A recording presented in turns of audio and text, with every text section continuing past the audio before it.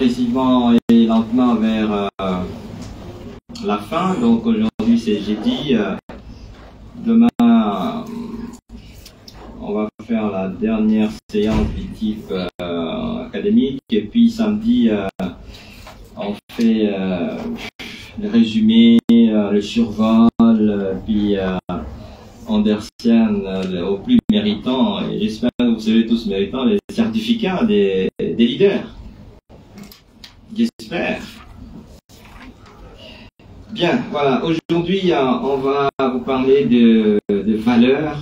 En fait, hier nous avons parlé des challenges, des difficultés, des obstacles, des handicaps. Mais là, nous allons parler de valeurs.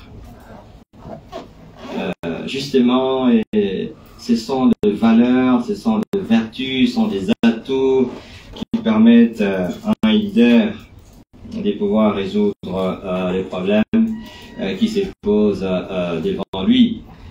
Et rassurez-vous, c'est pour ça que les leaders sont des personnes exceptionnelles, tout simplement parce qu'ils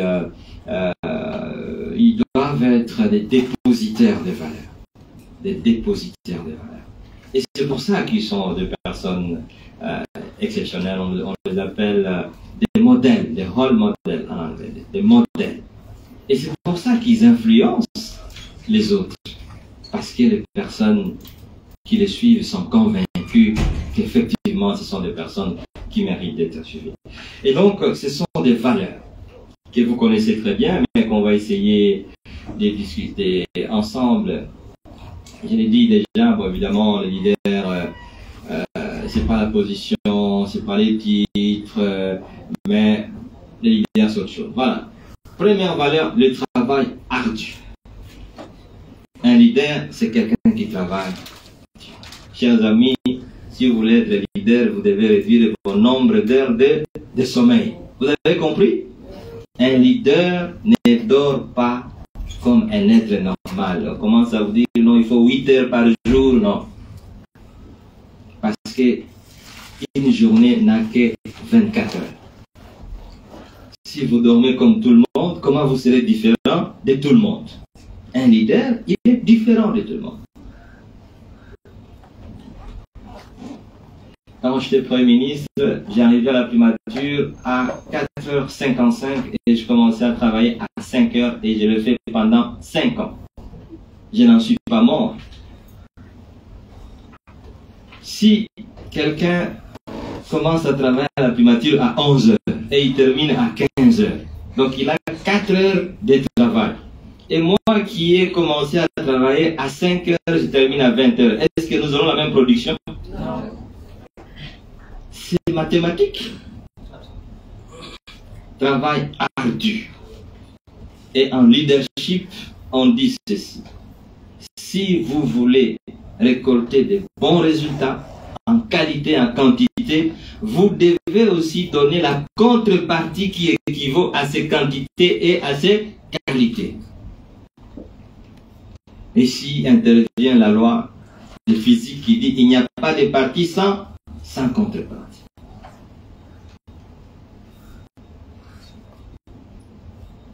Et un grand auteur de leadership disait, si vous entendez le bien, il faut vous préparer pour les pires. Vous entendez? Vous comprenez la philosophie? Si vous vous entendez au bien, vous devez vous préparer pour les pires. C'est-à-dire, en d'autres termes, si vous voulez avoir 10, vous devez vous préparer à avoir 20. Donc, le travail que vous devez vous fournir doit être supérieur au travail d'esclavage. C'est ça les leaders, le travail ardu. Tous les leaders, tous les meilleurs, tous qui ont réussi, ils vous diront toujours, ils travaillent intensément. Le travail est devenu une nature. Au Japon, le travail est une nature. Les chefs d'entreprise, la plupart des Japonais, ils quittent leur maison les lundis. Ils ont des chambres là, dans leur compagnie, dans le travail. Quand il termine le travail, à 23 heures, il va dormir. Et il rejoint sa famille les vendredis soirs. Ici, on vous dira que c'est la sorcellerie. Mais dans l'entretemps, le Japon, c'est la deuxième puissance économique en termes de PIB per capita. Le sacrifice. Voilà. Quand on dit sacrifice ici, ceci ne veut pas dire que vous allez tuer la poule blanche, vous l'enterrez derrière la maison. Non, ce n'est pas ça. Sacrifice. Ah non, mais il nous a enseigné les sacrifices. Non. Les sacrifices, c'est une exigence de leadership. Lorsque, au lieu de dormir pendant 10 heures comme ceux qui veulent vivre, vous dormez pendant 6 heures, vous dormez 5 heures, et la contrepartie, vous l'affectez au travail. Ça s'appelle sacrifice. Vous comprenez? Le fait de vous soustraire d'une jouissance de quelque chose au profit d'un choix que vous avez fait, ça s'appelle le sacrifice. Là, vous êtes en train de faire le sacrifice, n'est-ce pas? C'est l'ami Kabon. Certains collègues se reposent, n'est-ce pas? Ils prennent les sucrés, ils les échangent. Mais vous continuez à travailler. Ça s'appelle ça, sacrifice. C'est ça le sacrifice. Quand vous décidez de commencer à travailler à 5 heures du matin pour terminer à 20 heures, pendant que les autres se réveillent à 9 heures, prennent le grand déjeuner jusqu'à 10 heures, arrivent au bureau à 11 heures et ils terminent à 15 heures. Le sacrifice. C'est important. Et vous allez voir quand nous allons parler de demain des lois, parce que demain il y a plusieurs lois, mais je vais vous en donner quelques-unes. Vous allez trouver qu'il y a une loi qui s'appelle la loi des sacrifices. Donc c'est toute une loi. Donc il faut absolument que vous puissiez comprendre que le sacrifice est aussi un élément important. Il y a la production. Chers amis, il y a des spécialistes en parole. Il dit, mais moi, vous savez, si moi j'étais là, non, vous allez voir. Si moi, il vous parle énormément, mais il ne produit jamais. L'histoire du leadership ne se réfère qu'à la quantité et à la qualité du travail qui a été produit. Chers amis, vous comprenez? Produisez. Il faut produire. Peut parler, mais beaucoup d'action. La quantité du travail. Un leader, on l'apprécie aussi sur base de la quantité du travail produit. La qualité, mais la quantité aussi. Les États-Unis sont une grande puissance parce qu'ils produisent. La quantité et la qualité. L'une des raisons pour lesquelles les Américains se moquent de Poutine, parce qu'ils disent, bon écoutez, mais l'économie de Poutine, c'est comme l'État d'Arizona. Oh, c'est comme l'Espagne. Oh, c'est comme l'Italie. Vous voyez, c'est une façon de se moquer parce qu'il y a la production. Mais vous savez que la Russie est plus grande que les États-Unis. C'est le pays le plus grand en termes d'espace au monde. Mais pour se moquer de lui, on dit sa production, c'est comme un petit État des États-Unis. La production, le leadership. Vous pouvez être un grand pays comme la RDC, mais si vous produisez comme un petit pays peut se moquer de vous. Parce que la production, c'est ce qui vous permet d'être valorisé. Si les États-Unis sont forts aujourd'hui, si les dollars s'imposent, ce n'est pas parce qu'ils s'appellent les États-Unis, c'est parce que les dollars représentent la valeur de la production. Le Japon, c'est un petit pays, mais avec une grande production. Donc, vous devez produire. Un leader, cher ami Kabongo, retenez qu'il n'y a aucun leader qui n'est pas discipliné. Tous les leaders du monde sont disciplinés. L'autodiscipline. Vous ne pouvez rien réaliser d'extraordinaire qui est retenu dans le monde si vous n'êtes pas discipliné. L'histoire du monde, elle est jalouse d'elle-même. L'histoire ne retient que des hommes disciplinés, des femmes disciplinées. Et ce n'est que si vous êtes discipliné que vous êtes en mesure de produire quelque chose de valeureux. Qu'est-ce que c'est l'autodiscipline? Qu'est-ce que c'est la discipline? On va reprendre ce que vous connaissez, la capacité d'une personne d'établir son programme, de prendre un engagement et de le respecter. À partir d'aujourd'hui, après avoir suivi les cours de M. Matata, je ne mangerai plus le fromage. Mais vous arrivez à dire, ah non, aujourd'hui je mange quand même. Vous n'êtes pas discipliné. Respectez votre décision. Vous avez dit à partir d'aujourd'hui qu'il y a un embouteillage ou pas. Moi, je dois toujours arriver au cours avant 8 heures. Et les gens réalisent, mais effectivement, notre collègue, c'est ça la discipline. Si vous dites que je dois manger chaque jour à 8 heures, c'est à 8 heures que vous mangez et votre corps va se discipliner. Vous savez que Dieu a créé en nous de merveilles. Si vous décidez, vous, Kabong, de vous réveiller chaque jour à 4 heures, il ne faut même pas mettre le réveil. Vous allez voir qu'à 4 heures, vous vous réveillez. C'est la meilleure machine que Dieu a mise au monde. Quand vous voulez manger, si vous dites que j'aurai faim chaque jour à 15 heures, c'est à 15 heures, vous voyez, l'estomac vous dit, mais c'est comme Bongo, vous pouvez maintenant manger. L'autodiscipline, la capacité que vous pouvez avoir de pouvoir respecter vos engagements individuels à vous, tels que vous les avez programmés. Tous les leaders sont disciplinés. Les caractères. Caractère, ça va de pair avec la constance. Les caractères. Qu'est-ce que c'est les caractères? Cette capacité qu'un homme, qu'une femme peut avoir de rester constant, de ne pas changer à tout moment, de ne pas se métamorphoser. Aujourd'hui, vous êtes léopard. Demain, vous devenez crocodile. Après, vous devenez chauve-souris. Maintenant, on pose la question, est-ce que vous connaissez cette personne? Non, je ne connais pas. Pourquoi? Parce qu'il change à tout moment. Un leader reste un homme de caractère. Une femme de caractère. Voyez-vous, quand on appelle un chiffre caractère, vous savez qu'on appelle un chiffre caractère? Que vous soyez en Russie, 2 égale toujours 2. Dans la préhistoire, 2 égale toujours 2. C'est pour ça qu'on appelle ça caractère.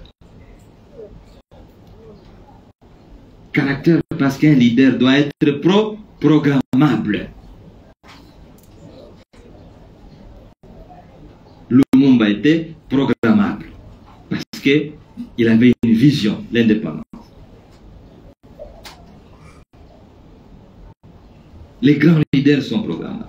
Même Tshisekedi Mulumba, il avait du caractère, n'est-ce pas?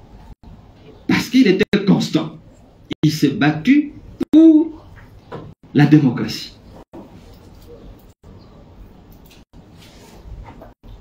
La constance. Quand vous voyez quelqu'un qui change à tout moment, aujourd'hui il est ici à gauche, demain il est à droite, après demain il est au nord. Certains sont spécialistes, ils vous disent non, je suis l'intérêt du peuple. Mais l'intérêt du peuple doit avoir une constance.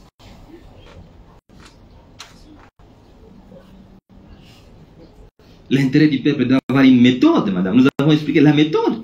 Vous ne pouvez pas être aujourd'hui, vous êtes socialiste, demain vous êtes capitaliste, demain après-demain communiste, mais après l'extrême droite. Mais ce n'est pas possible. Ah non, ce sont les intérêts du peuple. Vous voyez? On est au centre, voilà. Après demain, vous êtes au centre. Ce n'est pas le leadership. Un leader doit être constant. Il doit avoir du caractère. Parce qu'il doit être programmable. Quand Kabongo parle, les gens peuvent anticiper la conclusion. Parce qu'on sait, voilà comment l'homme fonctionne. Voilà son idéologie.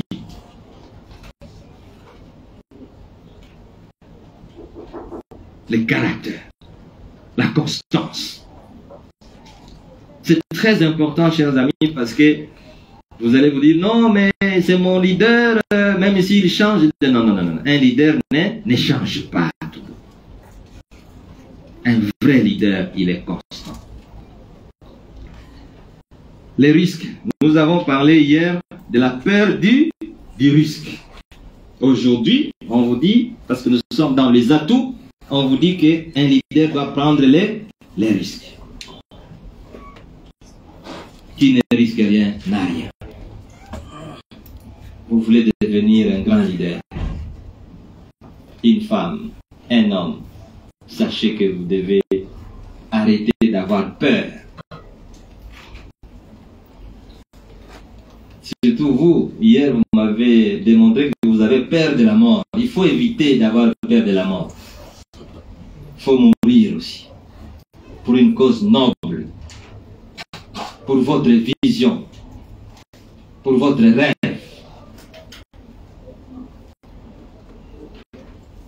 La prise de risque. Il n'y a aucun leader qui n'a pas pris de risque. Aucun. Lisez les livres de leadership. On vous dira qu'un leader doit savoir prendre des risques. Pourquoi nous l'avons dit ici? Parce que c'est un chemin difficile. C'est un chemin d'obstacles et de toute nature.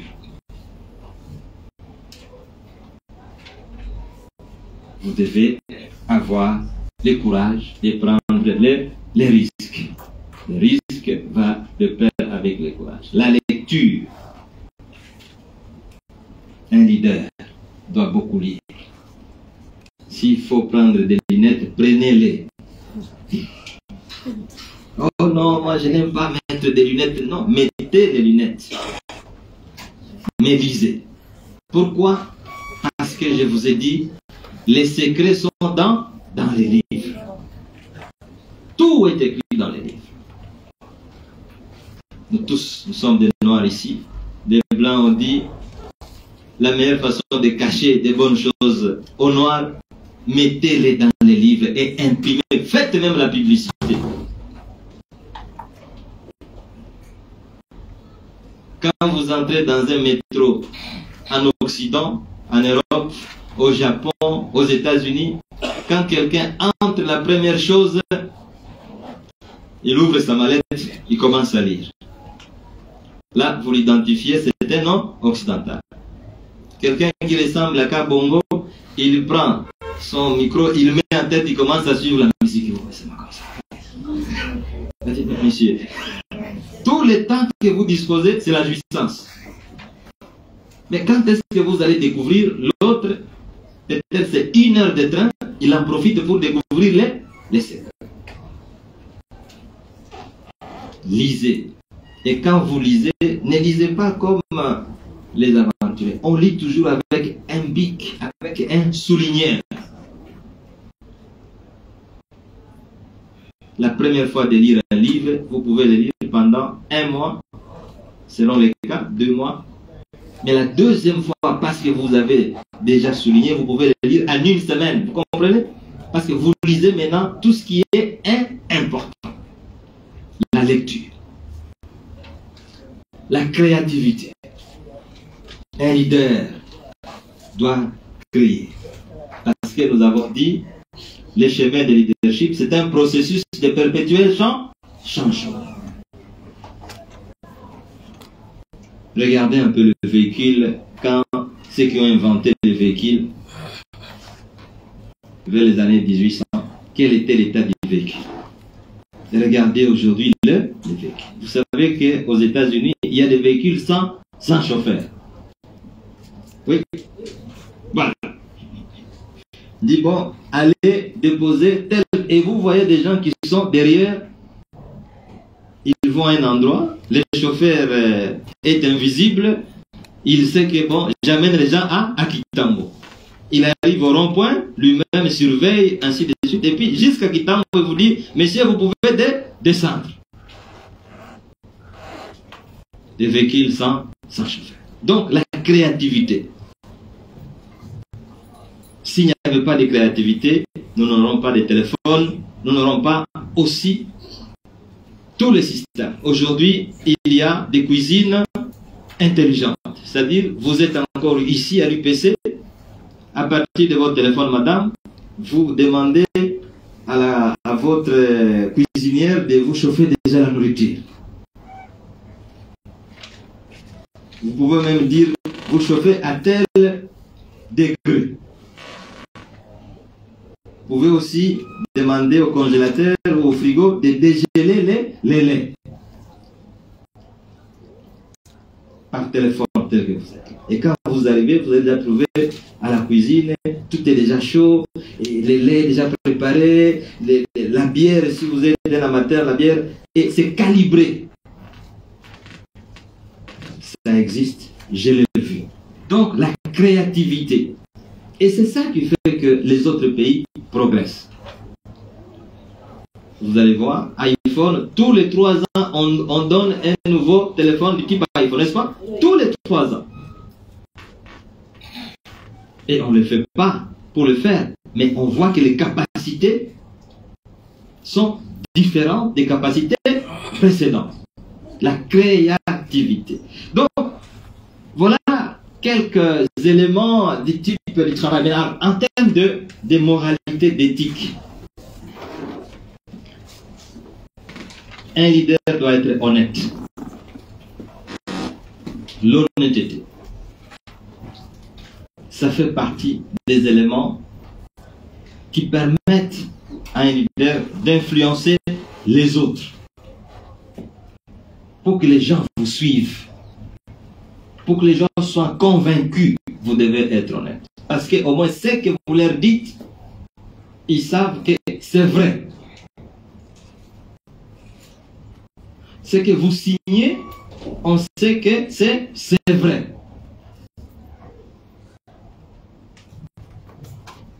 L'honnêteté, ça va de pair avec la constance, avec les caractères. C'est important, chers amis, parce que l'honnêteté, ça crée la confiance.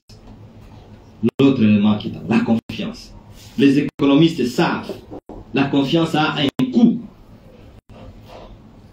Plus le degré de confiance est élevé, plus le coût des transactions est faible. N'est-ce pas, cher ami? Donc, vous voyez que l'économie s'invite partout. Quand vous avez l'Italie du Nord, le degré de confiance à l'Italie du Nord est supérieur au degré de confiance à l'Italie du Sud. La mafia italienne, elle est plus au Sud. Les coûts de production des biens au Sud est supérieur au coût de production au Nord. Parce que la confiance est plus élevée au Nord. Et le Nord de l'Italie est par conséquent plus développé que le Sud de l'Italie. Donc la confiance. Un leader doit inspirer confiance. C'est pour ça qu'on vous dit que vous pouvez être le chef, mais vous n'êtes pas leader. Parce que les gens n'ont pas confiance en vous. La confiance ne se décrète pas. Vous avez déjà vu un marché où on achète de la confiance? Ça n'existait pas. Le marché de la confiance n'existe pas, mais la confiance, elle se crée d'elle-même. Ce type, il est honnête, moi j'ai confiance en lui. Quand il signe un contrat, il respecte les engagements. Quand il vous dit qu'il sera là à 13h, il va être là à 13h. C'est ça. mes chers amis. Voilà pourquoi il n'y a que 1%. Tu comprends? C'est pour ça qu'il n'y a qu'un seul. Parce que la question que vous pouvez vous poser, mais c'est de la magie cette histoire d'être leader. Non. Vous avez déjà vu des amis, ils vous disent passez à 15 heures, vous passez à 15 heures, mais les portes sont fermées. Vous l'appelez et dites, ah mon cher ami, mais je ne suis pas là, vous pouvez le passer demain. Mais ce n'est pas normal. Et cette personne va demander que vous puissiez être son ami. Non. Quand vous êtes leader, il faut mettre une croix. La loyauté. La loyauté. Pour ceux qui sont chrétiens, ils comprennent, parce que ça se trouve dans les commandements de la Bible, n'est-ce pas? Vous devez la loyauté. Cette capacité de pouvoir respecter, d'être loyal, fidèle. Aujourd'hui, vous êtes dans telle famille, demain vous êtes dans telle autre, vous prenez des engagements, après demain vous êtes dans telle autre famille, vous prenez des engagements. Finalement, on ne sait pas quel type d'engagement vous prenez et quel type d'engagement vous respectez. Un leader. Voilà pourquoi il y a très peu de leaders, parce que très peu de gens qui occupent des fonctions, très peu de gens qui prennent des décisions pour faire leur business, très peu sont des personnes loyales. Mais pourquoi mes business ne marchent pas? Pourquoi les gens veulent... Mais vous n'êtes pas loyal. Vous prenez des engagements que vous ne respectez jamais. Mais comment voulez-vous que les gens puissent vous croire?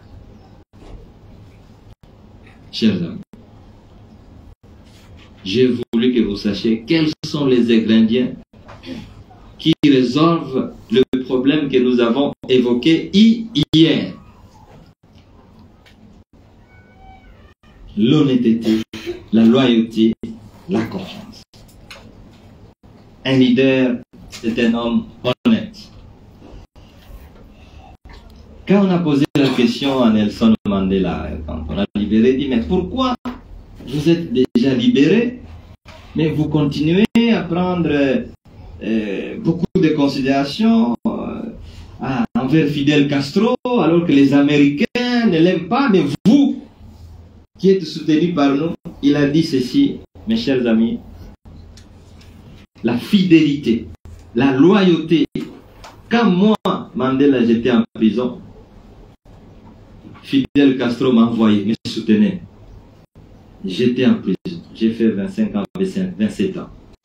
Maintenant, je suis libre. Lui qui s'est battu pour que moi, je puisse sortir un jour, et vous allez me demander de ne pas aller les visiter parce que vous me soutenez. Pas question. La fidélité. Ceux qui vous ont aidé un jour, restez reconnaissants. Restez loin. Il ne faut pas être comme ces personnes-là. La menant de l'argent, Dieu, sa mère c'est une sorcière.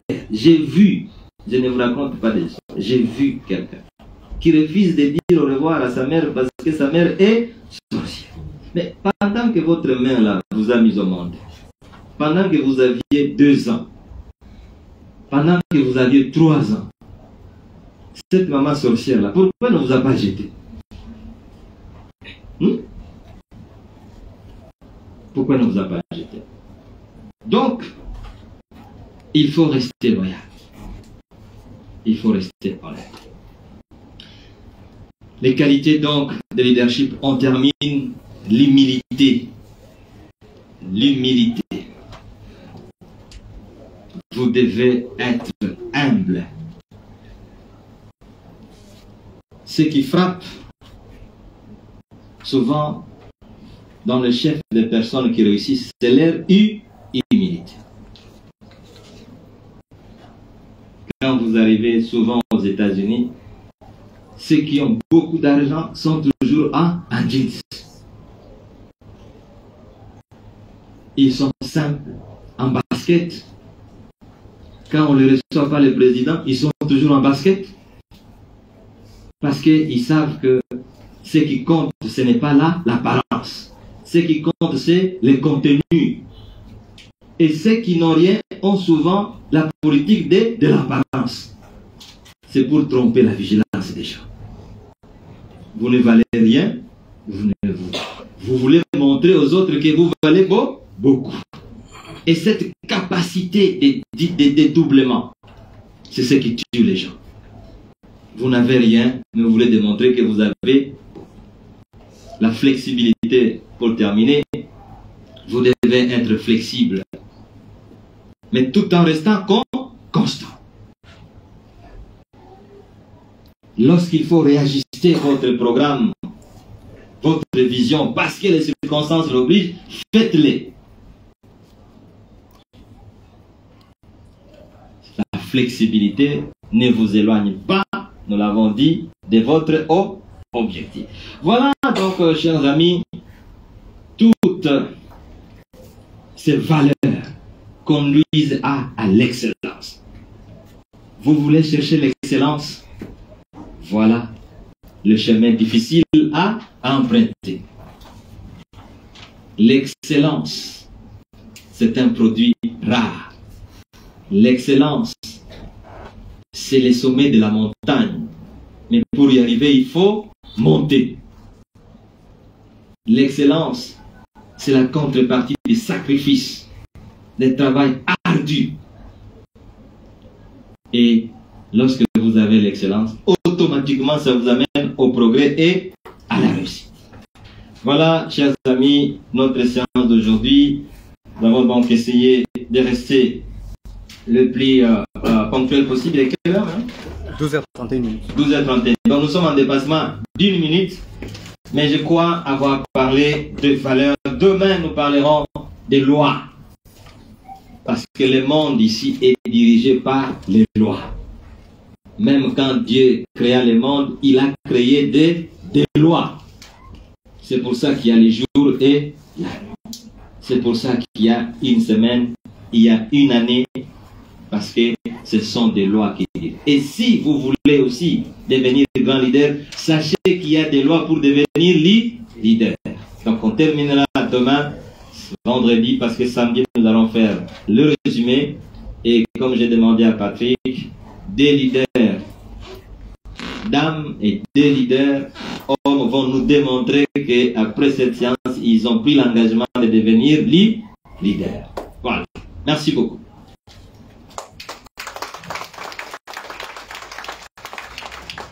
Voilà, merci professeur pour ce nouvel atelier sur les valeurs. Alors aujourd'hui, exceptionnellement, compte tenu des contraintes professionnelles du prof, nous ne procéderons pas à des séries de questions. Nous allons prendre les questions une seule fois et puis le professeur va répondre. Question qu'à 13h juste au plus tard, que nous puissions déjà suspendre la séance. Voilà, on prend... Il y a Floride qui dit qu'il y a aussi des questions des internautes, des gens qui suivent cet atelier en ligne. Donc, il y a quelques questions. Priorité d'abord pour ceux qui sont présents, n'est-ce pas? Oui. Voilà.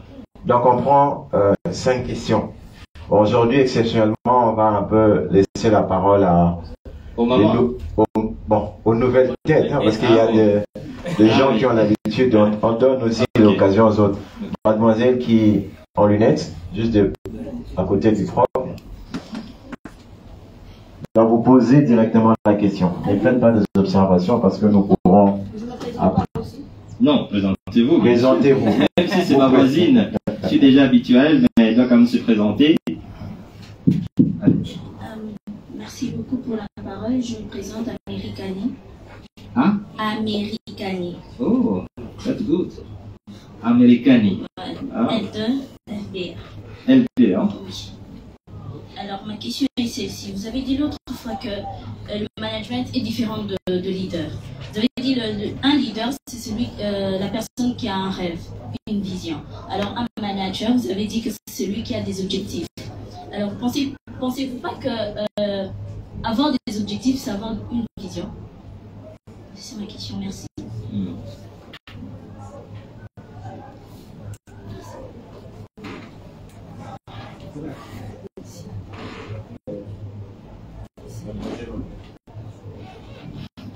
Bonjour Monsieur Matata, c'est Marlon Unité. Maroui. Marlon. Oui, ma question est celle-ci. Quand vous enseignez, vous avez parlé du leader. Qu'est-ce qu'il fallait faire pour être un leader? Je vous prends comme un exemple typique. Quelles sont en fait, des difficultés que vous avez rencontrées? En fait, quelles sont les choses que vous n'avez pas pu faire en tant que leader? Merci.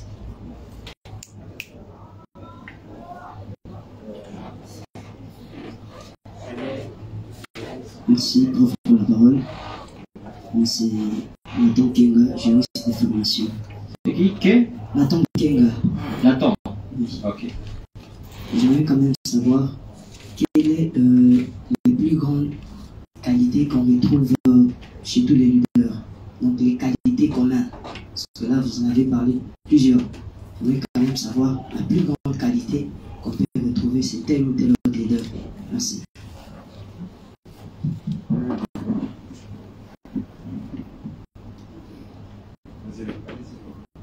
Moi, c'est Lionel Kaïmé, étudiant en L2 économie mathématique. Professeur, je vais vous poser une question, c'est par rapport aux valeurs d'un leader. Nous constatons aujourd'hui qu'il y a des gens qui aspirent à devenir leader, mais qui ont un antivaleur qui est pressé. Aujourd'hui, nos jeunes leaders veulent être pressés, ils veulent tout avoir du coup. Est-ce être pressé est une bonne chose pour un leader ou il doit être patient et persévérant? Merci, c'est Christina, LDT. Oui, c'est... Oui, vas-y. Ok, c'est Christina, LDT. Oui. Ma question est de savoir, est-ce que le leader doit être redevable envers ceux qui l'ont aidé à devenir ce qu'il est, et cela pendant combien de temps? Magnifique.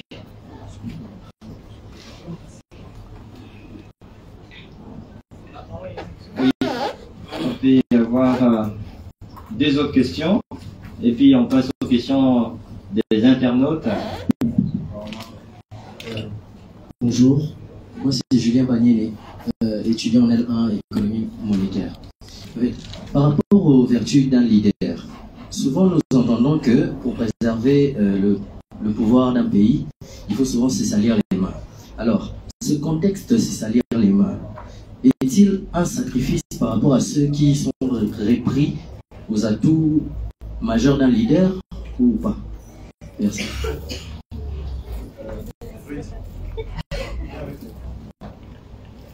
Dernière question, Insight.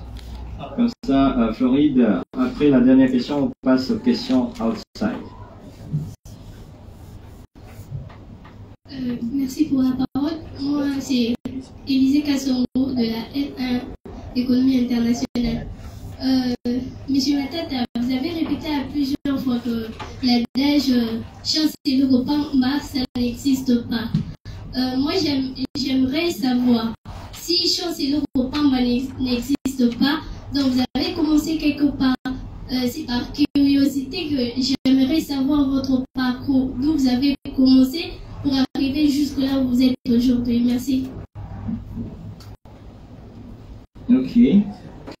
Alors, on va aller... je peux commencer et puis on continue avec les internautes après? D'accord. Ok. Bien, voilà. Americani, le management est différent des leadership, ça c'est vrai. De la même façon que les objectifs sont différents de la vision. Comme je l'ai dit, un leader, il a une vision. Tandis qu'un manager, il a des objectifs. Pourquoi? Parce que le leader, il est engagé pour mettre en œuvre des objectifs. Voyez-vous? Quand on vous nomme PDG d'une entreprise, on vous fixe des objectifs. Vous êtes un manager, vous êtes un gestionnaire. Mais celui qui a créé l'université, il a la vision. Vous comprenez? C'est différent. Celui qui crée l'université, il a une vision. Il a des objectifs de former les gens, d'améliorer l'offre l'offre de travail, l'offre de management. Et donc la vision, comme nous l'avons dit, c'est un rêve. la vision, elle est pas très concise comme un objectif, voyez-vous. C'est grand et c'est épais, mais l'objectif c'est plus précis, voyez-vous. Donc la vision, c'est quelque chose qui constitue comme les radars. Donc vous savez qu'il va cap sur l'Europe, mais l'objectif c'est Paris, voyez-vous, c'est différent. Et donc l'objectif c'est plus précis. Et le manager, lui, généralement, on l'engage, il sait que quand il obtient ses objectifs, il sera payé. Le reste, ça ne l'intéresse pas. Mais vous avez une vision. Compris? On dirait que les objectifs proviennent de la vision. Mais justement, voilà, elle m'a même corrigé. Elle a dit les objectifs proviennent de la vision, n'est-ce pas? C'est ce qu'on a vu ici, n'est-ce pas? Oui. Voilà. Merci, Américani. Marlon, leader. Difficultés rencontrées. Qu'est-ce que je n'ai pas pu faire quand j'étais Premier ministre? Il y a beaucoup de choses que je n'ai pas pu faire. Mais je vais vous donner un seul. Quand j'arrive comme Premier ministre, le rêve, c'est notamment de réduire le service congolais qui sont aux frontières. Vous savez, quand vous arrivez aux frontières congolaises, le spectacle qui existe, c'est un spectacle désolant. Il m'est arrivé, avec le président Kabila, on arrive à Kasindi, frontière entre la RDC et l'Ouganda. Vous voyez du côté de la RDC, il y a un Capharnaüm. Service de la NER, service de la police, service de, je sais pas, genre, service, il y a des, et généralement c'est près de 50 à 100 services. Vous traversez de l'autre côté, même à partir de votre frontière, vous pouvez voir qu'il n'y a que 4 services. C'est décongestionné. Le Premier ministre a-t-il le pouvoir de prendre des décisions pour pouvoir décongestionner? Attention, il y a des services qui ne dépendent pas d'un Premier ministre. L'armée, par exemple, ne dépend pas du Premier ministre. Les services de renseignement ne dépendent pas du Premier ministre. Donc, il y a des volontés que vous pouvez avoir, mais qui ne peuvent pas être en fonction parce que vous n'avez pas le pouvoir d'exécution. Deuxième élément. Quand j'étais Premier ministre, je disais qu'il faut réduire drastiquement les taxes. Vous pouvez avoir quelqu'un qui se réveille aujourd'hui, il met les taxes. Parce que c'est l'argent le plus facile à collecter. Quelqu'un arrive à l'aéroport d'Ndjili, dit voilà, chaque personne qui passe ici, il doit payer 5 $. C'est pas possible. Mais ce prix-là, cette taxe augmente le coût du billet. Ça aussi, je ne pouvais pas faire. Parce que cela ne dépendait pas de moi. Donc, les leaderships, c'est comme ça qu'on vous dit que finalement, chers amis, croyez-les, même si vous doutez, c'est que le progrès, c'est une question de leadership. Le leadership, ce n'est pas seulement avoir une vision, prendre des objectifs, les définir, les planifier, mais aussi les exécuter et avoir du résultat. La production. La production ne peut pas être seulement matérielle, elle peut être aussi immatérielle. Quand vous produisez l'indépendance, est-ce que l'indépendance est matérielle? Mais c'est un produit, c'est un service. L'égalité entre les sexes, c'est aussi un produit, n'est-ce pas? Voilà. Donc, cher Marlon, j'espère que vous avez compris ce que j'ai dit. Il y a des choses sur lesquelles j'ai échoué, mais qui sont malheureusement indispensables pour progresser. Un pays qui a plus de 100 taxes ne peut jamais progresser. Parce que toutes ces taxes impactent le coût de production. Vous allez vous poser la question, pourquoi les billets d'avion coûtent très cher en RDC, alors qu'ailleurs, ça coûte moins cher. Mais il faut regarder la structure du prix du carburant, enfin du prix du billet. C'est surchargé. Parfois, ça coûte cher d'aller à Goma et d'aller à Johannesburg. Mais si vous analysez la structure du prix, vous allez voir que c'est justement parce qu'il y a une multitude de taxes. Nathan, les grands leaders. Est-ce qu'il y a la plus grande qualité d'un leader qu'il faut prendre en compte? Moi, je pense que toutes les qualités sont essentielles. Toutes les qualités sont essentielles. Si vous n'êtes pas honnête, il est difficile que vous soyez un. Vous pouvez occuper la position. Mais quand vous n'êtes pas honnête, vous ne pouvez pas influencer les autres. Vous pouvez décider, vous pouvez vous imposer, mais influencer les autres. Vous savez, il y a des entrepreneurs qui ont des entreprises, mais les gens qui travaillent dans la boîte vous disent « Je suis ici pour les problèmes d'argent ».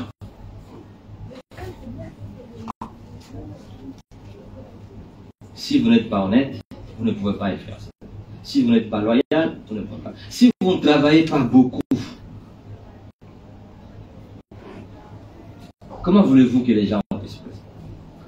Donc, je pense qu'il faut prendre en compte toutes les qualités.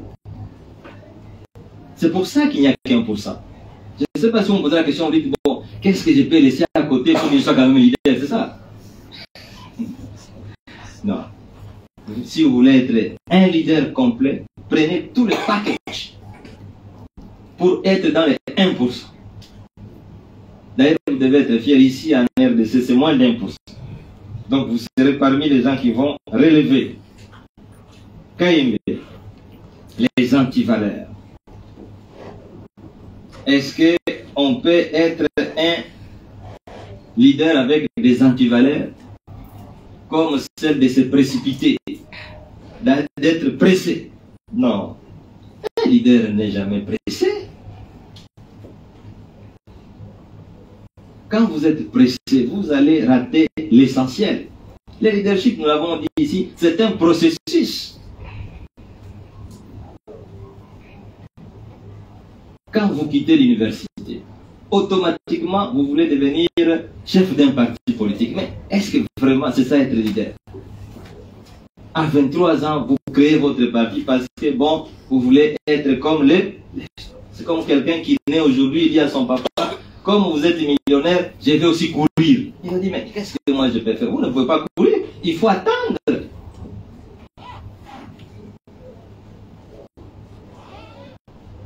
Les antivaleurs. Aucun leadership ne rime avec les antivaleurs. Voilà pourquoi les gens qui ne sont pas honnêtes, qui ne sont pas constants, qui ne sont pas loyaux, ne peuvent jamais être des... Ils peuvent avoir des positions, mais ce ne sont pas des... Parce que, vous savez, j'ai dit toujours aux amis qui ont même des amis occidentaux, j'ai dit, ne vous fuyez pas, c'était votre ami, il est occidental, il vous sourit, tout ça, mais quand il est seul, il sait que vous ne valez rien. Vous comprenez? Entre ce que quelqu'un vous dit et ce qu'il pense, il y a une distance. Mais si vous voulez que quelqu'un vous respecte, ayez les valeurs qui constituent les éléments clés de l'élève. Vous pouvez ne rien avoir. Est-ce que vous n'avez jamais vu, même un cordonnier, il est plus respecté qu'un patron? Parce qu'il est sérieux. Il prend des engagements qu'il respecte. Vous invitez quelqu'un à 15h, il arrive à 15h, vous n'êtes pas là. Comment voulez-vous qu'il vous respecte? Même si vous avez plus d'argent que lui, ça ne sert à rien. Absolument. Ça ne sert à rien. Il ne va pas vous respecter, même si chef, tout me respecte. Il ne vous respecte pas. Quand il est seul, il ne vous respecte pas. Et vous ne pouvez en rien l'influencer. C'est ça la vérité. Laissez-moi vous enseigner, parce que je veux que vous deveniez des antivaleurs. Il n'y a aucun pays où les antivaleurs constituent l'escalier pour arriver au leadership. Ça n'existe pas. Ce serait une autre théorie. Grâce. Est-ce que vous êtes un leader est redevable? Bien sûr. Si vous avez quelqu'un qui est mentor, vous devez être... Et pendant combien de temps? Mais restez redevable pour toujours. Est-ce que quelqu'un qui est chrétien peut être fatigué de remercier Dieu? Non. Elle dit non, Dieu, j'ai beaucoup reconnu que tu m'as créé, maintenant ça suffit. est-ce que ça coûte quelque chose d'être redevable, d'être reconnaissant? Est-ce que vous savez que la gratitude, ça fait partie des vertus? Il faut être reconnaissant. Rien qu'être reconnaissant, ça peut vous attirer beaucoup de bonheur. Reconnaissant. Il y a des gens qui ne sont pas reconnaissants. C'est très mauvais. La reconnaissance, la gratitude.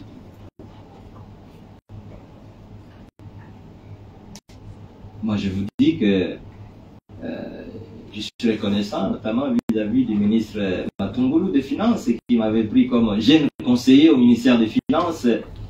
Son conseil macroéconomique, c'était en 2001, il venait fraîchement des États-Unis. Et j'ai appris de lui qu'un ministre des Finances peut dire non à un général qui lui demande de l'argent. Il avait la réunion avec les généraux, la RDC, c'était en 2001, il y avait la guerre entre les Congolais et les rebelles. Et les généraux sont venus le matin pour dire, il y a une partie, une ville du pays qui est tombée, tu dois donner l'argent. Le ministre dit, monsieur le conseiller macroéconomique, on va aller assister à la réunion. Je dis, mais la macroéconomie ne rime pas avec l'argent. Monsieur le ministre, ah non, venez, on y va. Les généraux demandent de l'argent. Le ministre dit, messieurs les généraux, je vous ai bien suivi. La seule réponse est, je n'ai pas d'argent. La réunion est terminée. Moi, j'ai dit, ah, donc un civil peut aussi dire non au militaire. J'en étais inspiré. Plus tard, j'étais aussi ministre des Finances. J'ai aussi su dire non au général. Faut être reconnaissant. Julien, vertu d'un leader.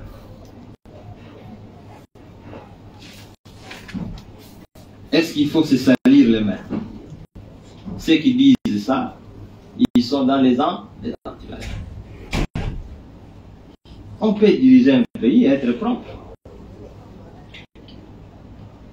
Il faut avoir le courage. Moi, j'ai pris la décision quand j'étais ministre des Finances, j'ai fait 2 ans et demi presque, de ne jamais recevoir un Libanais dans mon bureau. Et j'ai fait 2 ans et demi, je n'ai pas reçu un Libanais dans mon bureau.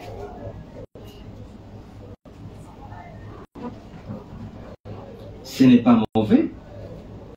Quand j'étais Premier ministre, j'ai reçu des Libanais, mais c'était une décision ponctuelle pour préserver les objectifs de bonne gouvernance que j'avais. Il y a des très bons Libanais qui font leurs affaires. Il y en a aussi des mauvais, n'est-ce pas?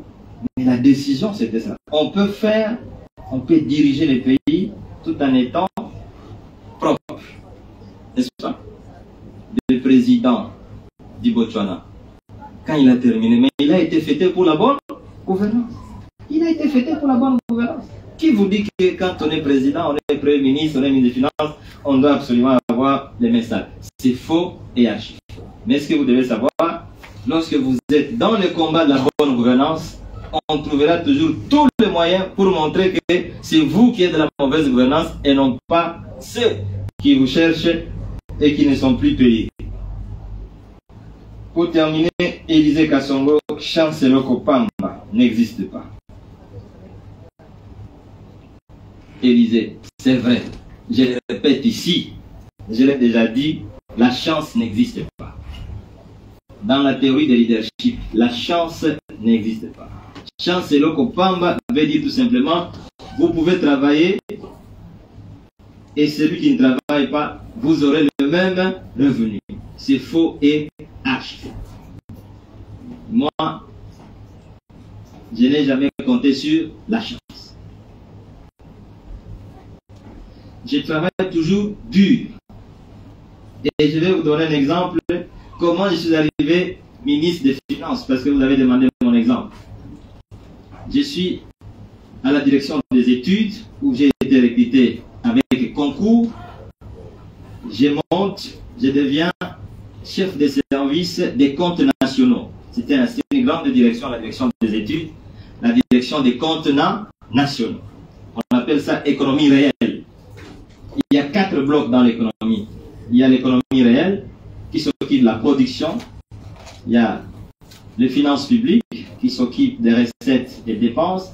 Il y a le secteur monétaire, il y a le service monnaie et crédit, et il y a les relations extérieures, les relations avec le reste du monde. Je suis en train de travailler et je vois un grand directeur de la trésorerie qui entre dans mon bureau et dit « Bonjour, monsieur Matata ». J'ai dit « Bonjour, monsieur le directeur ». Un ministre des Finances m'a demandé de lui chercher un bon économiste à la direction des études pour qu'il soit son conseiller macroéconomique. J'ai pensé à vous, parce que vous répondez aux critères. Est-ce qu'on peut appeler ça chancelier Obama? Oui. Voyez-vous, Élisée. Ce que je voudrais vous dire ici, c'est que quelles que soient les conditions, ceux qui travaillent ont toujours besoin de meilleurs. Vous pouvez être ministre des Finances aujourd'hui, même si vous avez beaucoup de frères et de sœurs qui n'ont pas de travail. Lorsque vous avez besoin d'avoir un conseiller qui doit bien vous conseiller, vous n'allez pas prendre votre petite sœur.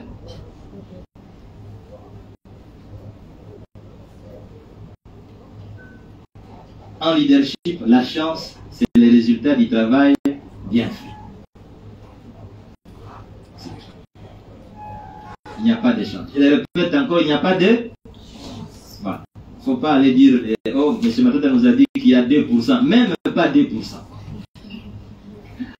Voilà.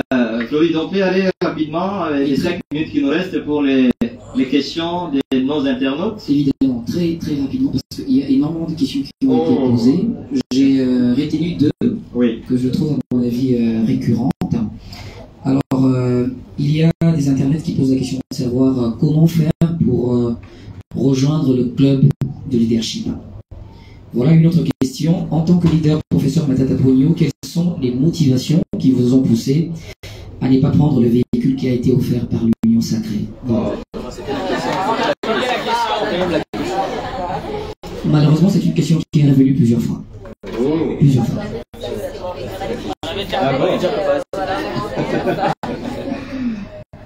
Bon, comment rejoindre l'école de leadership? Je crois qu'il faut voir ça avec Patrick. Notre école de leadership, c'est une école qui est formalisée, acceptée, institutionnalisée ici au sein de cette université. Et il y a donc des structures. Nous sommes en train de recruter des jeunes brillants, notamment Divine qui est là, qui est une ancienne d'ici, non? Et qui a eu beaucoup de distinctions. Nous cherchons les meilleurs. Elle est là.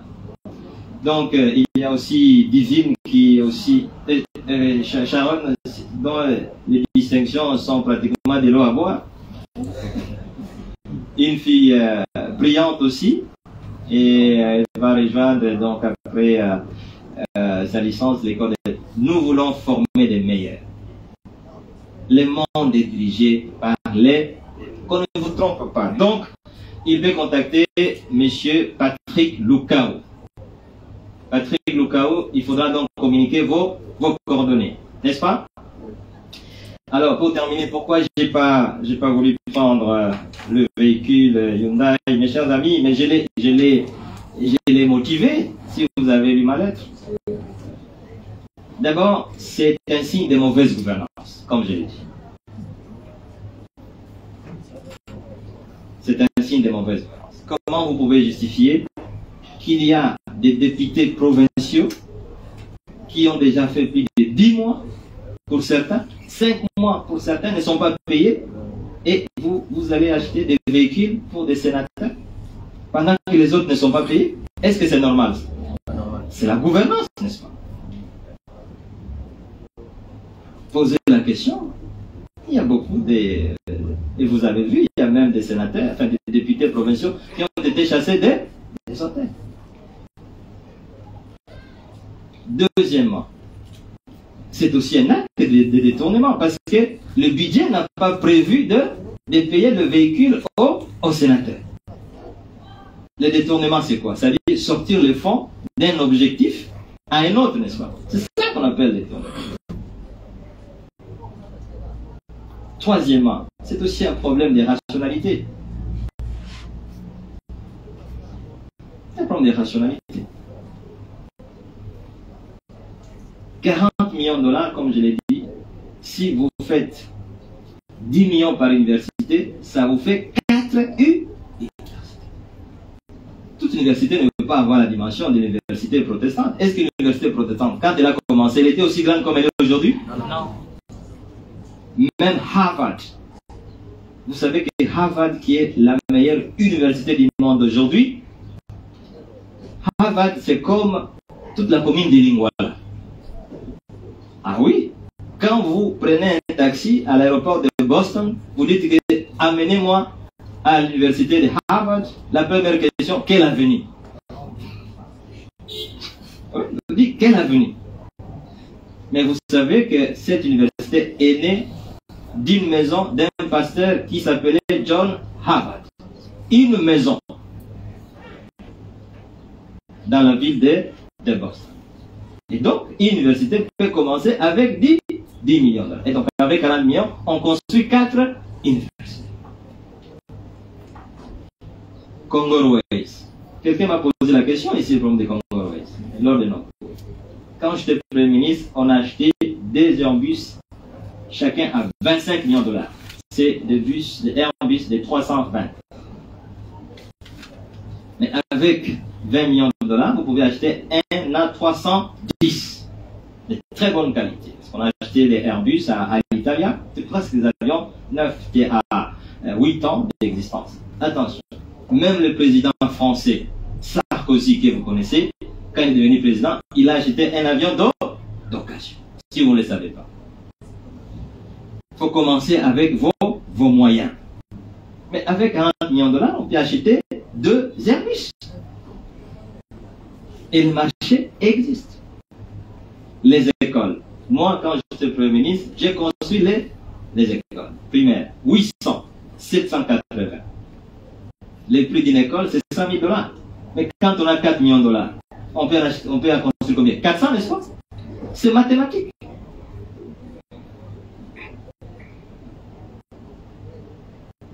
Les transports. 100 000 dollars le bus. Combien on peut en acheter? Voyons. Et donc, ce n'est pas un mystère. Ce n'est pas un mystère. Bon, évidemment, ça ne fait jamais le plaisir de beaucoup de gens, mais je pense que le leadership, c'est ça aussi, n'est-ce pas? Il faut avoir le courage. Il faut prendre les risques. Je vois que vous avez bien assimilé la leçon. Bien, voilà, chers amis, je crois qu'on est en dépassement de quelques minutes. On a fait un effort pour rester dans les temps. Les leaders qui vont continuer ce chemin avec nous, ils verront par exemple que l'usage du temps, c'est aussi un facteur important d'un leader. Mais on ne peut pas tout vous donner en une semaine. Nous sommes en train de vous donner l'essentiel. Mais ceux qui vont poursuivre avec nous ce chemin pour devenir des féticheurs de leadership, ils apprendront par exemple que la gestion du temps, c'est un facteur important d'un leader. Donc, demain, on se retrouve avec les lois sur le leadership. Et vous vous préparez pour samedi pour bien mériter votre certificat. Merci et bon appétit. Merci, professeur.